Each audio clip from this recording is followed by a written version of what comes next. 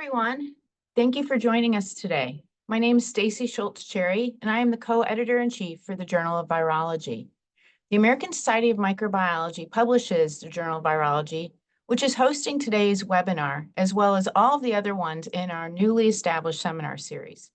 For more information on the series and to watch the introductory episode, please visit the JVI Journal of Virology website or scan the QR code you see on the slide here. Next slide, please. If you're not familiar with the Journal of Virology, we publish preeminent work in virology research. We welcome primary research, mini reviews, and other article formats that interrogate fundamental processes and structures in viruses, the mechanisms by which they interact and evolve with their host and environment, and novel methodologies, therapeutics, and diagnostic strategies. Our webinar today is entitled From Birds to Boroughs, Detection of Clade 2.3.4.4b, highly pathogenic H5N1 influenza virus in New York City. Our speakers co-authored the paper that was published in the Journal of Virology in May 2024. If you have not read the paper, I highly encourage you to do so. It's an open access paper, and so everyone can access it from the Journal of Virology website. Next slide. Before I turn things over to our speakers, let me just quickly go through the format of our webinar and some housekeeping rules. The first 45 minutes is really about the science. This includes our speakers introducing themselves, presenting their published paper, and then the last 15 minutes of the webinar will explore how we can continue advocating for science. We're going to answer questions such as, why are the studies important? What do they mean for your neighbors, grandparents, the public? And we'll also ask Sadia and Kailani to share their experience in going into science and what do they want people to know about careers as scientists. Now for our housekeeping rules. The webinar and future Journal of Virology seminar series webinars will be recorded and posted on the JVI website. Our plan is to host these webinars every other month. In lieu of a certificate of attendance, you will receive an email confirmation for registering for the webinar. This serves as your proof of attendance. If you have any questions or answers for our speakers, please use the Q&A button at the bottom of your Zoom screen. We are not using the chat function, so please submit all your questions and comments via the Q&A button. Okay, let's get going. I'm now going to invite, I'm so pleased to have Dr. Christine Marizzi introduce our topic and our speakers today. Christine, over to you. Thank you so much, Stacy. Again, we are very honored and thrilled to be here to be speaking to you today. We are going to be presenting research coming out of one of our community science initiatives that we have running right now. And I am Director of Community Science at BioBus, but I'm also an assistant professor at the Icahn School of Medicine at Mount Sinai in New York City. And my role of this study was I am one of the PIs. The co-PI is actually Dr. Florian Kramer, who actually might be in the audience today as well. And I am overseeing the recruitment of the youth, the overall study design, and overall, fostering how we can actually build a community science and we make sure we are fostering belonging in science long-term in STEM. My background is I'm a trained geneticist. Actually have a background in plant genetics, but I was always very interested in how can we bring science and society together? And I've been doing this by building large-scale bioinformatics infrastructure, but also community science infrastructure. It was a lot about biodiversity assessment with community scientists, specifically students and teachers. And since I joined BioBus, I actually had the great opportunity to do something in the realm of infectious disease. And that's what today's topic is all about. As Stacy actually mentioned, we have more guest speakers joining me today. And I want to start it off with the, we actually call them at BioBus junior scientists. They're now graduated the program, but I would like to introduce to you Sadia, Choudhury, and also the Kailani, Gaynor. And I'm going to turn it over to Sadia first. Sadia, would you like to introduce yourself?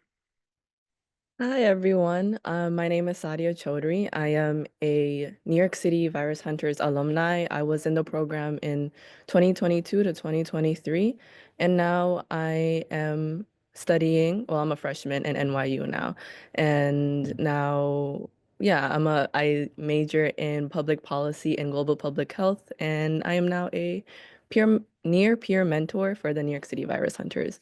Yep. Thank you so much, Sadia. And Kailani, what do we need to know about you?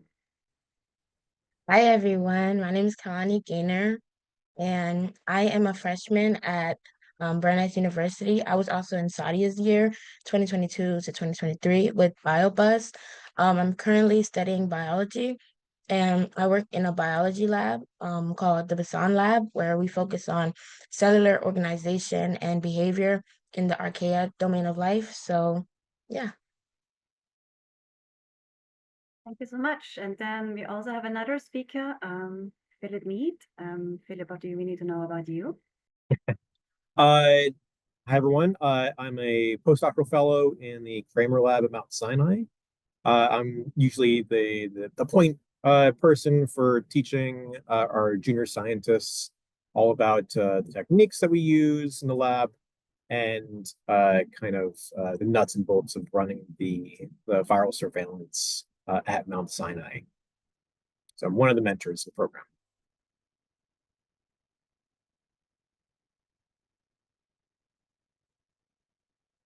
All right, and I think with that we can start our scientific presentation part. And as Stacey mentioned at the very end, we're happy to talk about how to build such a community science initiative and take out our questions.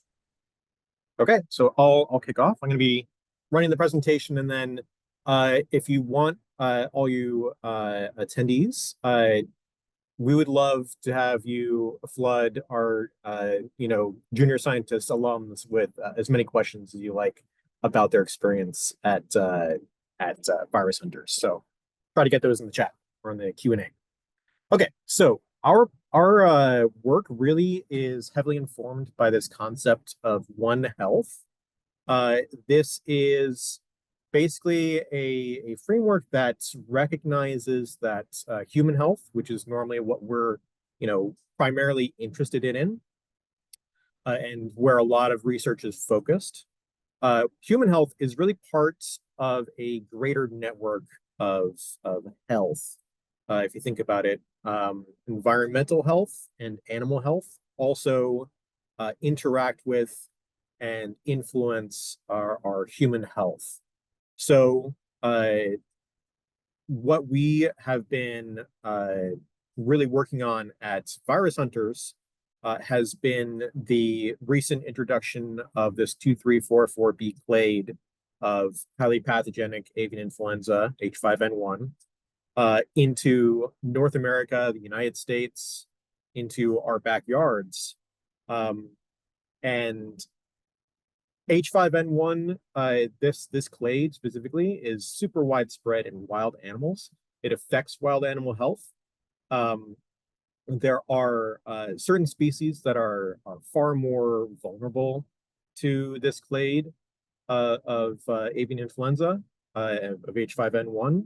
For example, like black vultures. There was a really marked die-off events among those birds where they would some vultures would get sick, and then other vultures would end up feeding on the dead vultures who had succumbed to the disease, and it was just like a chain reaction. That's just one example of how this affects animal health. But then there's also spillovers from infected animals and animal populations back into human health, which is where we're sort of, as humans, we're generally pretty human-centric in our thinking. It's what we really care about is how it affects us. And there's basically two ways that this influenza virus affects us. One is by just direct spillover infections of humans. In the United States, there's been about 70 confirmed cases, and the vast majority of those actually come from agricultural settings, where poultry farms sustained outbreaks, or dairy cow farms sustained outbreaks, and then workers on those farms were then infected by those roots. It also affects us economically. If you've been inside a supermarket recently and gone over to the egg rack, you have an idea of what I'm talking about. Okay, let's go to the next slide. Okay, so this is the general model for avian influenza, its circulation and maintenance within wildlife and also humans, its connection to us. This has changed a little bit after 2344B, but I'll talk about it at the end. So basically, the model is that avian influenzas in general are widespread and persistent in wild populations. Specifically, we think about wild birds, waterfowl, seabirds as the sort of prime locus of avian influenza in the wild animal world. And occasionally those avian influenza viruses are introduced into our agricultural animal populations. So this has happened a few times. There are very well-known examples of this. For example, the swine flu pandemic was partly due to avian influenza viruses being introduced to swine and reassorting with swine population viruses. But in general, the idea is that sometimes when those avian influenza viruses are introduced to agricultural animal populations, the population dynamic changes for viruses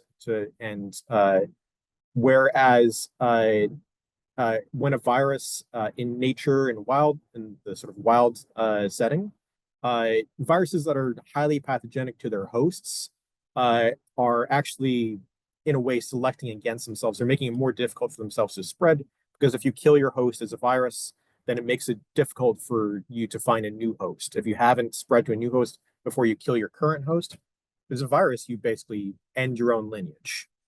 So in agricultural settings, that math changes because it's such, high populations packed close to each other. And also there are other routes spread that aren't necessarily just your host, because humans are moving things around as well. So that creates an environment where a highly pathogenic avian influenza can thrive. And then basically from that agricultural setting, highly pathogenic avian influenza viruses can move back into wild populations or spill over into human populations. Historically, this human spillover happened a lot at wet markets. So specifically, infected chickens would be slaughtered and defeathered at these markets, and virus would be aerosolized. And while it was aerosolized, it was able to infiltrate deeply into human respiratory systems and access a more friendly environment, basically, for that virus to replicate. More permissive environment for that virus to replicate in the lower respiratory tract of humans. So that's sort of how H5N1 and other highly pathogenic avian influenza viruses acted or behaved in the past. 2344B clade of H5N1 has broken some of those rules. So if we think about the wild population, the wild bird population, and its relationship with highly pathogenic avian influenza, previously they weren't great at maintaining highly pathogenic avian influenza viruses. They tended to sort of transiently exist in wild bird populations. But 2344B has demonstrated a very good capability to maintain itself in those wild bird populations. That is partly why it is basically worldwide now, and it seems persistent across the globe. Fortunately for us, there haven't been too many severe cases in humans with this clade of highly pathogenic avian influenza. But of course, that's not a guarantee. The other thing that has happened, or that may have happened, is human infected humans may also be reintroducing this back into certain agricultural animal contexts. It's not exactly clear how some of the spread of 2344B into different farms has taken place. So if we think about like the dairy cow outbreak, that specific genotype, B3.13, has shown up, was initially spread in cows by movement, by railway movement, shipment of cows, but it's also been introduced into farms, dairy cow farms and poultry farms where cow shipments hadn't taken place or can't be explained by dairy cow shipments. So it's likely that it's human-mediated reintroduction back into those farms. Next slide, please. Wild birds are, of course, a huge part of this picture, and it's actually the component that Virus Hunters, New York City Virus Hunters, focuses on. So New York City Virus Hunters is located in the Atlantic Flyway. We have an image here of the 4 different migratory flyways. These are basically paths that migrating birds will take as they go from the tropics or South America to North America and back. They are basically, they're somewhat segregated from each other. There is some mixing between these routes. But on the Atlantic Flyway, New York City is actually well known as a stopover location for migrating birds. So it is actually a great location to test and to run surveillance within that population of birds. Next slide, please. The initial introduction of H5N1, this specific clade of H5N1, the 2344B clade, occurred in the winter of 2021, and then via migratory birds from Europe, and the initial detections the initial detection was in a great black-backed gull pictured here. There have been several additional independent introductions since then, but this is what kicked off the American H5N1 epidemic. Again, like I said before, this clade of H5N1 seems very competent at staying in wild bird populations, and at this point has spread all over the world, including to even Antarctica. So we should expect it to continue circulating. Next slide, please. So to keep an eye on H5N1 in our backyard, the New York City Virus Hunters have a fairly straightforward surveillance strategy. We collect samples from the local area from a few different streams. I'll get into those details there a little bit later. Then we extract RNA and synthesize DNA from the RNA extracted. We run PCRs, and we visualize our results with gel electrophoresis. All of those techniques are very well established and in our lab, and we take great care to train our junior scientists in each of those techniques. The only one that junior scientists don't do in the lab is the initial RNA extraction, because that's a point where we work with potentially infectious material in the lab setting. And then once we identify any bands in our gels, we send them out for Sanger sequencing, and we find something, then we run downstream analyses. Next slide, please. Okay, so this is our basically our sampling strategy and stats. So during the period of time for this study, we collected and screened about 1,800 samples. Those samples constitute representatives from about 80 bird species, 80 different bird species.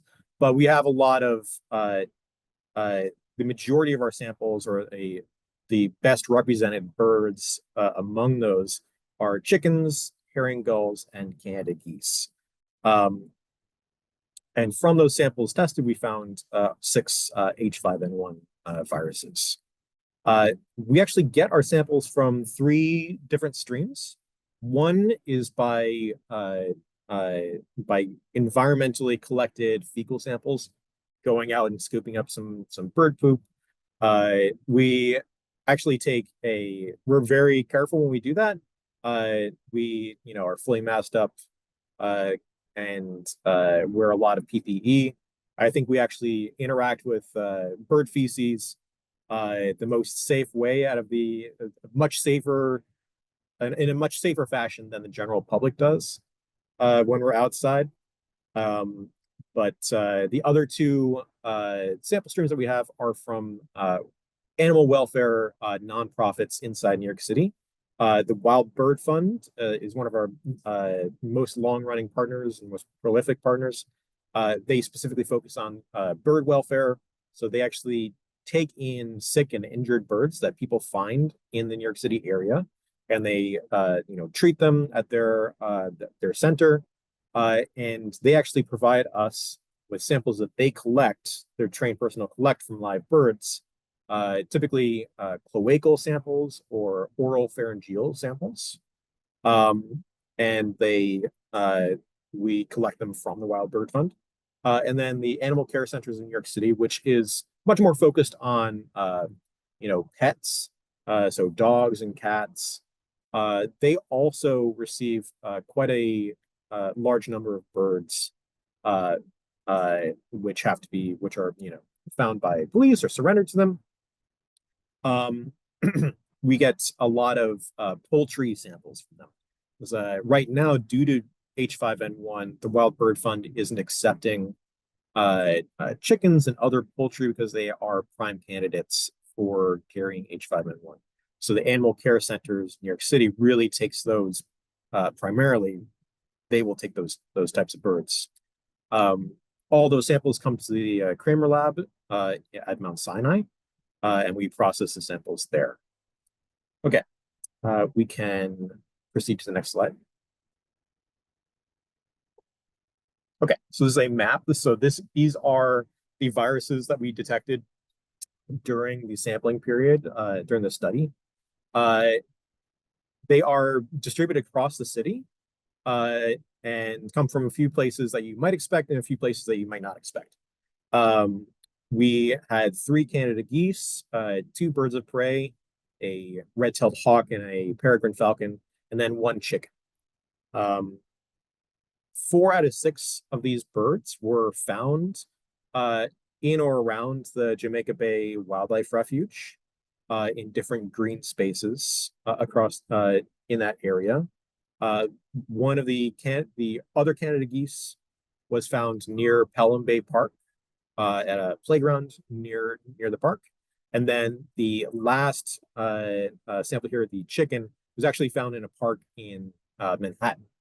If you've been to New York City and been in the different parks in New York City, you probably are realizing that it's fairly uncommon to see chickens in those parks. And you would be correct. This is a relatively unusual case. But one thing you should, that should be said is that all these birds are found in green spaces. That is probably, that's more a function of that just being where typically birds in New York City are. These kinds of birds. H5N1 doesn't, as far as we know yet, circulate in pigeons. Very good for cities like New York City. But other birds tend to really stick to green spaces. So parks, wildlife areas.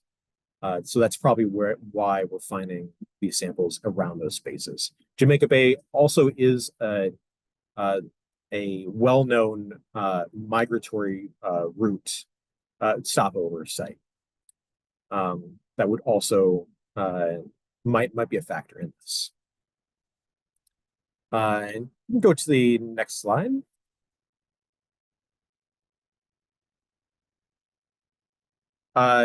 Once we detected these viruses, we obtained a whole genome sequencing for them and performed some phylogenetic analysis. They assort very neatly into the other North and South American strains that were available at the time. So no big surprises there. They group even nicely with each other. So really, no big surprises in terms of phylogeny. This tree is based on the sequence from the hemagglutinin. We also have sequences for the internal genes. We can go to the next slide. That. So we actually, using a tool online, we performed a genotype analysis, genotyped all of these different viruses. 4 of them, the 4 that were collected and detected in 2022, all belonged to the B1.3 genotype, and then the 2 viruses that we found in 2023 both fell into the B3.2 genotype. One thing that I'll sort of note here, and one thing that we looked at in the paper, is that looking from this, you might think that the genotypes shifted and changed over time in the area, but we looked at other viruses in the tri-state area, so like New York, New Jersey, Connecticut, and the sequences available from that time, and it's really more of a mixed picture from that time. So it's not a sort of like neat transition from B1.3 to 3.2. Many different genotypes were circulating in the area at that time. So I wouldn't take a shift away from this. But of course, these different genotypes are constituted by a mix of different lineages of internal genes. One of the things that happened pretty quickly after this virus was introduced into North America was that it reassorted with more local low pathogenic avian influenza strains, and actually collected many internal genes from them. If you look at the different internal genes in this table, anything with an AM is an American origin gene. So there's actually quite a bit of reassortment that happened. Okay, we can go to the next slide. We also performed amino acid sequence analysis and looked for different interesting mutations among these viruses. So we actually have in this the diagram here, the alignment. We actually have a reference strain at the top, bald eagle from Florida, 2022. And then our 6 virus hunter detected viruses underneath that. Any mutation or any difference in amino acid from the reference strain, we highlight in yellow. And we also have sort of highlighted and bracketed off the receptor binding sites and the antigenic site in the hemagglutinin here for our analysis, because any mutations in those areas might have consequences for receptor binding specificity or immune evasion. We did find several mutations, several differences from our reference strain. There is one here that shows up in all of our viral strains. This is the T71 to I mutation. that is in that sort of a second set of aligned sequences there.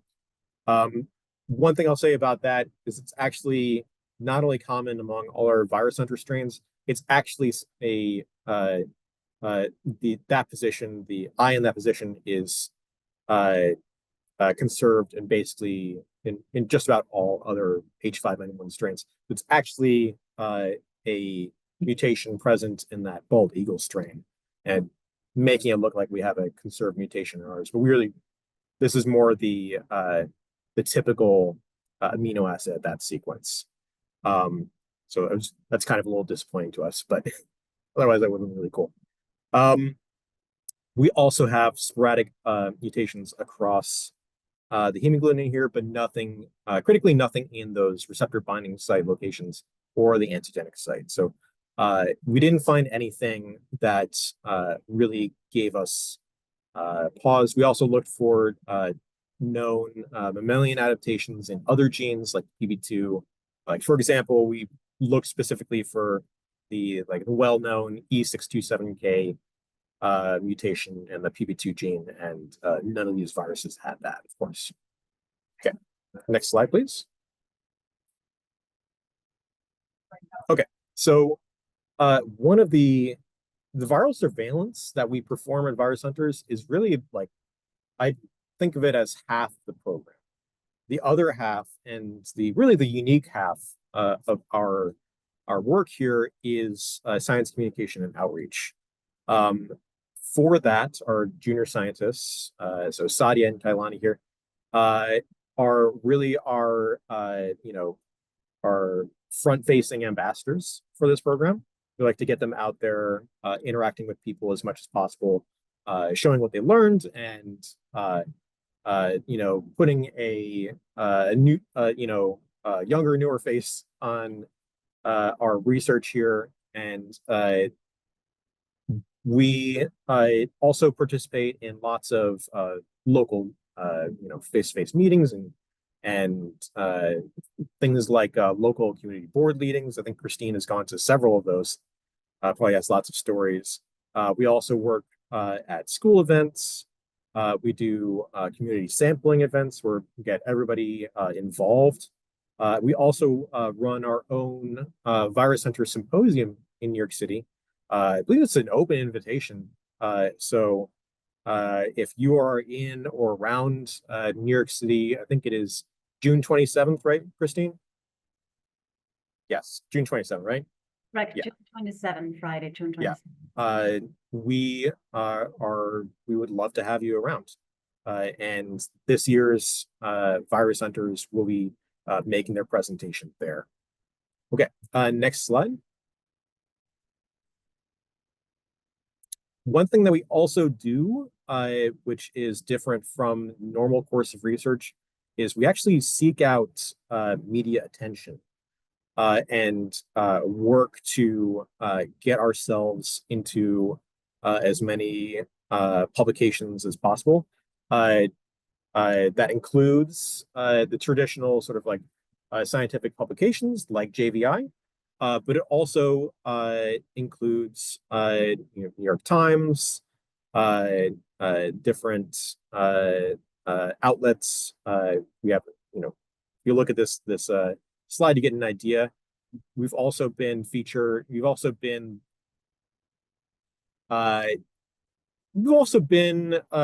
the topic for New York Post a couple times. I think one favorable and one unfavorable depiction in that outlet. But in general, we try to get our message out to as many people as possible, because that's really part of our mission. This is a way to get lots of eyeballs on our initiative. So far, we're around 35 publications that featured us. Okay, next slide.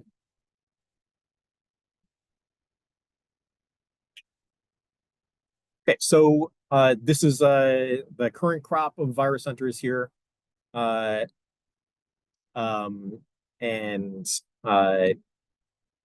right now in lab, we're focusing on continuing our avian influenza virus surveillance. We've been detecting several new we've had several new detections of H5N1 in the past month or so. So it's been a busy time for us. But we are also working to expand the program.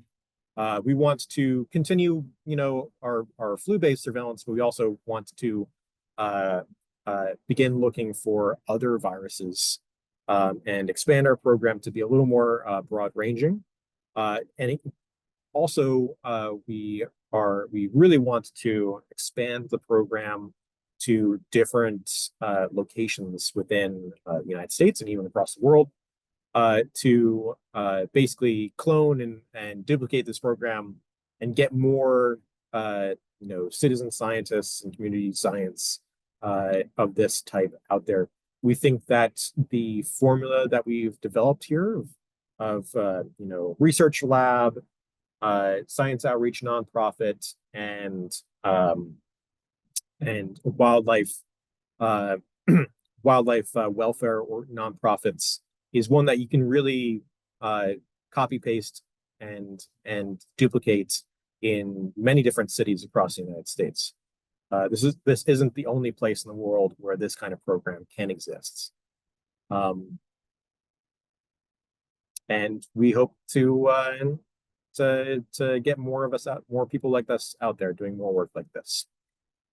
Okay. I think we just have acknowledgements. Next slide. Yes. So we're rapidly approaching the point where we can't list all of our Virus Hunter alumni on this acknowledgement slide, but we have all of the 5 years of Virus Hunters here. As you can see, we're amassing quite the alumni army here, going back to when the program started in 2020. Fun fact, that original class of Virus Hunters is now graduating from college. So I understand that a few of them are actually looking to join research labs, which would be really cool full circle for the program. We really couldn't run this program without, or this program would be way less cool without partners like the Wild Bird Fund and the Animal Care Centers in New York City. They really get us access to those, samples taken from live birds is that wouldn't be possible without them. We can't. I'm terrible at catching birds personally, so we just wouldn't be able to get those samples without them. We also, get a lot of cooperation and help from the New York City Parks and Recreation Department and the Department of Health and Mental Hygiene, who work with us, and we work with them to share what we're finding and share what, to get the right permits for all of our activities within the city. Okay. All right, I think that is just about it for me. So I think we can move into Q&A portion. Christine, maybe you have, I don't know if you guys have identified questions that you'd like to put in front of Kailani and Sadia. I have identified some questions, but actually there were a couple of them coming in also asking about the experiences. So I would like to open the floor to Sadia and Kailani. And I just gonna start off what was your motivation to be part of such a community science initiative, and what kind of effect did it have on you? I don't know, maybe Kailani, you want to go first? Yeah, I can go. I think for me, I had one previous internship before BioBuzz, and being there, I really loved being there. I really loved what I did. So that's when I sought out, another one to work at BioBuzz. And I think the thing that was a little different with BioBuzz, which I really liked, was their community engagement, because I know the importance of kind of continuing the curiosity that young kids have for science. Like, for example, when we went and we talked to the kids in that picture and we showed them gel electrophoresis, I think it was really cool to see that that spark in their eyes and that curiosity. So I think nurturing that is really important, which is why I love what BioBus does. And I think BioBus in that way has helped me sort of fall in love with science even more, to where now I'm here in college and I know for a fact that this is what I want to pursue, because what I've done with BioBus, how they've trained me, and me really enjoying that. So it really contributed to me even now. I want to also piggyback off like what Kailani said. I also do like agree with what like how like the spark begins with like introducing science to little kids.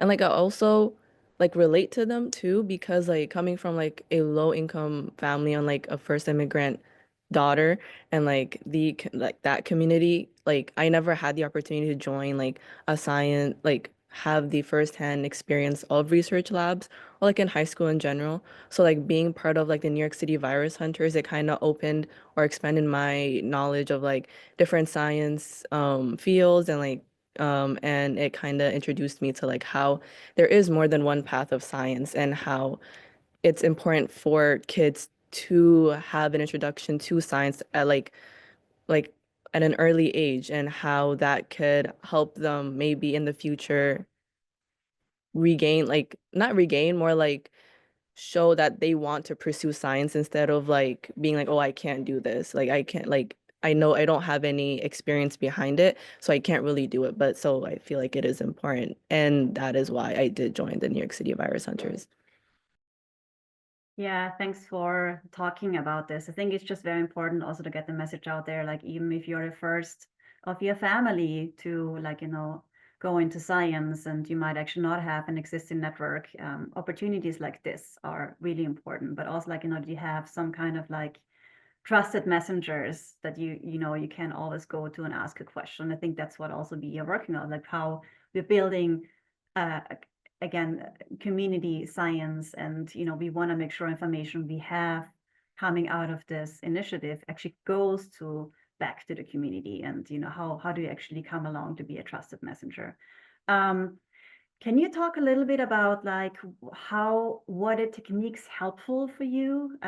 Like just about the research process itself. How did you feel again learning them before you actually go to college, and what kind of like, impact did they have on you?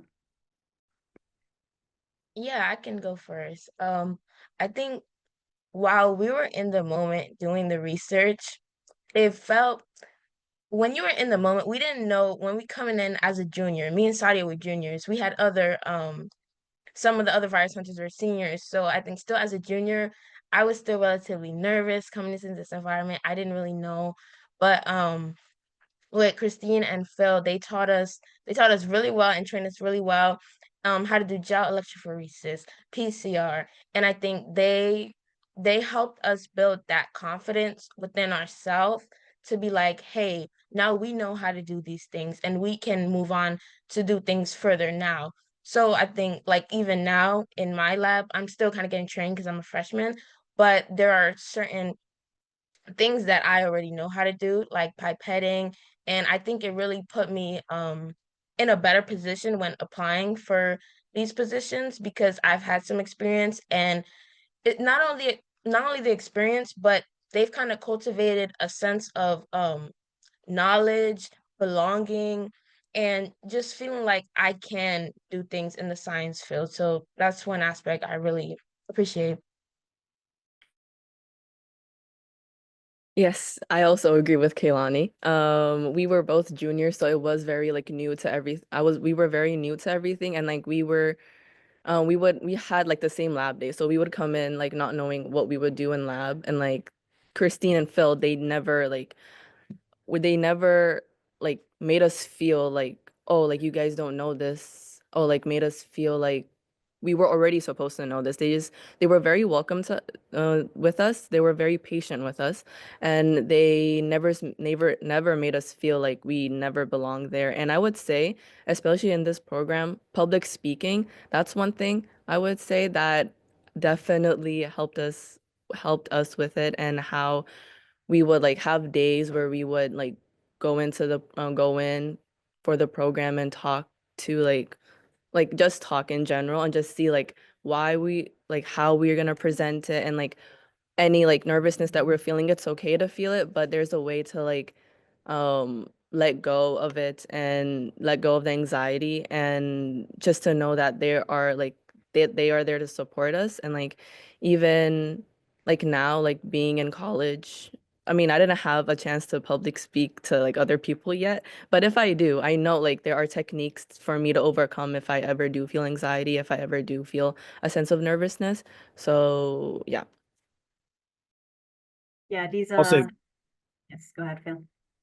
I was going to say that one of my favorite teaching moments in lab is when we're doing our own thing with virus hunters, or we're somewhere in our PCR or something like that, and then somewhere else in lab, someone drops like a bucket of ice or something like that, or does something, just makes a this silly little human mistake. And I always point that out to whatever students are nearby to show them that scientists are just regular people. We're not anything. I don't think scientists are really separate or apart from just anybody else. We just have a very specific kind of job, and I think that it's not very well represented in media. I think that scientists in media tend to come off as like magicians, basically. Bill, hold that Yeah. thought, because Oh, that is a perfect transition into really talking about sort of science advocacy. So thank you guys for the presentation. Please continue to answer questions. They are coming in fast and furious. But in these last sort of few minutes, I really want to give you guys the opportunity to, like Phil, you were saying, not just advocate for careers in science, but really talking about why do you think your studies and what you guys are doing is so important? What do they mean for your neighbors, your grandparents, the public? How would you explain this to somebody that doesn't know much about science or is even skeptical about science and scientists? And then for Sadia and Kailani, why science? What do you want people to know? Why did you do this? And why should somebody want a career as a scientist? So I'm going to throw out first, why are your studies important? What's the significance of this? Buddy and Kailani, why don't you try that? I pitch it to you. Um, I want to say like why this study is important is because, well, we all know that the avian influenza is now spreading around, even though it wasn't like very prominent back like maybe 3, 4 years ago. Maybe that a lot of people didn't know about it, but like knowing now that people are getting more information on it, more like interested in what this virus actually is, it's like this study is important. Like it tells us like what this virus actually is and like what it intends to do to like birds and like what we could do to help others be to stay healthy and to take precautions and to make sure that they aren't like in danger, not in danger, more like they know that they won't be affected by it. Yeah. Kind of adding on to that, I think this study is really important and science in particular because like for me, it kind of gives me like autonomy over my own life. Like for example, if you didn't know about avian influenza, you would just see like egg prices rising and you would see things around you changing, but you wouldn't know why. And I think knowing that why is really important. Um, just in terms of being able to live your life with reasoning for things happening around you, which is kind of what I really like. And then I think what the study means for my family, friends, and the public is not to alarm anyone or to put you in a state of panic. I think it's more of just here's what's going on, here's what we know, the precautions, and like, hey, we know it is affecting poultry, and maybe we did find some cases in New York City, but that doesn't mean that that doesn't mean you should get scared, cause like chaos. It just means like, hey, if you're walking in the park and maybe you see a dead bird, just don't interact with it. Or if you're walking your dog, maybe try to stay away from it. It's really not to put fear, more to just educate and help everyone stay prepared. Yeah, I would say that the angle is for, especially around bird flu, which is what we should be calling it when we're talking to a lay audience. That's what everyone understands it as, is to be honest but not alarmist, to avoid scientific jargon when we're talking. Scientists, we love to be very precise and accurate with everything we say when we're talking to other scientists, and I think that bleeds into our communication with the public in what sometimes can be an unhealthy way. Because if someone doesn't understand what you're saying, then that's not gonna help anybody. The other thing is that when we are talking to a wide public audience, I think that another thing we have to do when we're doing that scientific communication is think about the sort of the dynamics of journalism. So we talk to, normally scientists work with, scientific, publications like JVI, where we're really just, directly publishing our results. So we sort of have very strong control over what is being presented. But when you're working with a regular news organization, like let's say, like just like New York Times or something even, one of their main objectives is to get a lot of attention for their piece. So if you say something that is going to get a lot of attention, then that is what's going to be featured. So you really have to think about what you're saying, and in those moments, think about what is going to get the most attention. Make sure that you're presenting that in an accurate way, but not an alarmist way, in a way that can't be misquoted or misinterpreted intentionally or unintentionally. Yeah, and I also want to add on to this, what I mentioned earlier, and I think we didn't highlight it enough. Actually, we did start this initiative actually in 2020 during the COVID-19 pandemic in the United States and then globally, and it was actually just really interesting, but also also empowering to see what kind of data can we collect now to potentially prevent future pandemics, right? And not only doing it from a top-down view, but just really have a lot of other people that bring in lived experiences also being part of the study design. And that is for me, also one of the main takeaways, if you think about science communication, science outreach, but also how can you be a trusted resource for the people as a scientist, you are not going to run into a crisis by actually not having relationships established before that, right? You want to make sure you have those relationships before a crisis occurs. The crisis is actually not the time to build any kind of relationships. You want to make sure people know your face, because otherwise they might not listen to you. You're actually going to learn their language and then maybe also communicate in different languages and through different channels. And I think was just very important. And again, junior researchers like Kailani and Sadia constantly gave us feedback about would this communication work for me? What is the highlight of this study, right?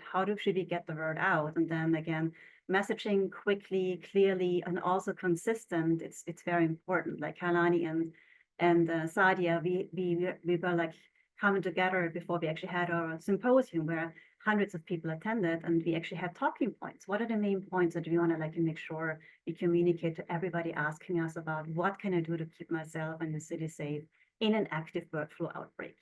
So I really have a strong advocate for this kind of community involvement.